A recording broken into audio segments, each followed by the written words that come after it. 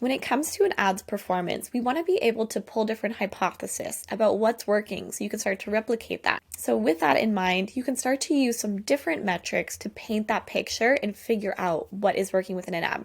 So today we're going to be diving into our metrics cheat sheet. I will make sure to link that below as well, so you should have access to this too. There's going to be metrics showing for both Meta and TikTok, so feel free to toggle between these two depending on which one makes the most sense for you. But let's go into some of these metrics that you'll want to keep top of mind to see how that is performing. So first section on this sheet is the job to be done. So when it comes to an ad's performance, there's a few different jobs to be done within an ad. With video, we're going to be able to pull out a little bit more detail because we have that. With images, a little bit less, but let's walk through that full entire picture. So first job to be done is capture attention. We want to make sure our ad is catchy enough to hook people in to even start watching the content. So some different metrics you can use for this, for example, is looking at the first frame retention and thumb stop. Just to go back a step, the ability to capture attention can typically be measured in, did we hook people in to watch at least 3 seconds of our ad for Meta? TikTok is 2 seconds and how they measure it. So TikTok, 2 seconds to get people to stay that long, we capture their attention well.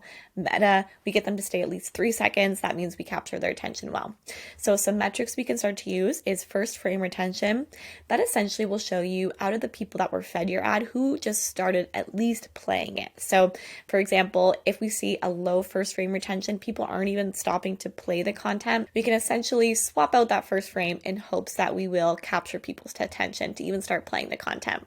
We can also look at thumb stop, for example, which is that second one there. So thumb stop is going to be able to measure if we capture their attention for 3 seconds. So how well are we doing on this sense?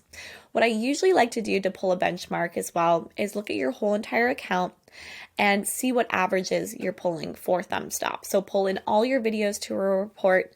You're going to look at the very bottom bar in the table chart. It's going to show you your average, and that'll give you a good benchmark of what your general averages are. Then you can start to see which ones are above average, which ones are below average. That's a good way to start measuring what success looks like for thumb stop for you. So after we've captured attention, we know the next step, the next job to be done is to hold attention. So we want to make sure we are able to not only just hook people in and get them interested and excited, but make sure we're sharing all the information we need to share with them about the product or the app or whatever it might be. So we can start to measure that with some of these metrics here. For example, through play. Through play is going to show out of those people that were fed the ad who actually stayed to at least 15 seconds. So through play is measured by a 15-second mark. Next ones you can look at as well is 15-second divided by 3-second video retention. How that one differs a little bit is it's only out of the people that actually we did capture their attention. So not just who were fed the ad in general, but out of those people that did watch 3 seconds, who then stayed to watch at least 15 seconds. You can start to explore some other ones as well, like 100% video plays rate. So for example, if your ad is really long, it's a 2-minute long ad, let's say, maybe you want to see who gets to the very end of that, which could be a much lower percentage, for example, than an ad that only is, say, like 10 seconds long. So something to keep in mind with some of these metrics is if you have quite a different variety of length, some of these could vary quite a bit too. But you can also pull in the video average playtime, which is just going to show you what time people typically get into the video. So that would be another metric you can start to look at. Now, just because we may not do a great job at holding attention, it might not always be a bad thing. What I mean by that is you could have a really compelling hook within that first 3 to 5 seconds maybe, and people are just clicking out right away. Maybe it's a mention of a promo or a deal and people know your brand. They're going to your website. They're not staying to watch, let's say, a whole bunch of content. So take that into mind when you're looking at hold attention. What kind of messaging are we sharing within the ad? Do we need people to stay longer, or are we putting our call to action in the beginning? So not a huge deal if they're leaving early. So yeah, take that into mind when you're looking at the job to be done and how well an ad is doing at that stage. Next thing we want to do is actually get people to the site itself. So again, a few different metrics you can look at here. We have our click-through rate, which is just going to show the amount of people that clicked in general within the ad. This will look at different things like likes, shares, comments. So you might want to get a little bit more specific. You can look at click-through rate link click or click-through rate outbound, which is the second one here. That's showing if people clicked out of the ad to go to your landing page, which would be outbound. Some people will use click-through rate link click because that will measure capture if an ad did go to the website or if people were clicking different links within the copy, for example. Some different types of ads like dynamic creatives don't allow you to look at outbound, which is why sometimes you'll have to filter in link clicks. So some of these are going to be some great metrics to pull in to see if people did actually get to the site. You can also look at thumb stop click-through rate, which is essentially, again, just saying out of the people we know we hooked in, they watched at least 3 seconds, who then clicked to go to the website.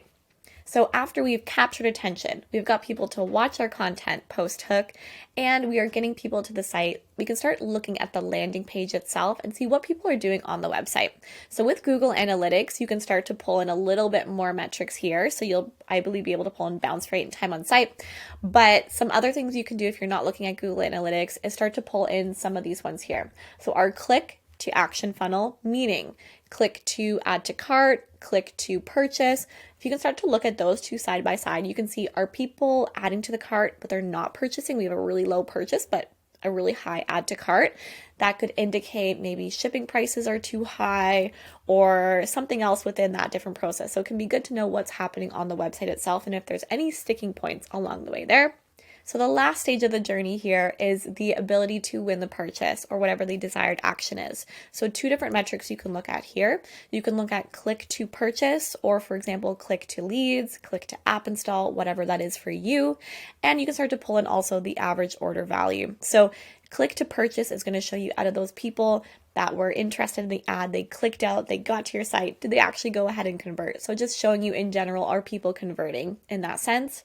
And then the average order value, just to see, are people placing larger orders, smaller orders, what's happening on that front? So always a nice one just to load in there as a second one, but click to purchase or click to app install or click to leads or whatever that is for you, that's going to be your most important metric to paint that picture of if we're doing a really good job at getting people to go through with their desired action to convert.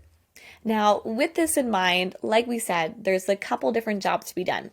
Capture attention, hold attention, drive people to the site, and get them to purchase. With motion metrics, we can start to explore that in a really easy way. So I'm going to hop over to motion and I'm going to show you that. So our motion metrics combine a lot of these different metrics together to give you a score between 0 to 100 to show you how well your ad did at these different stages.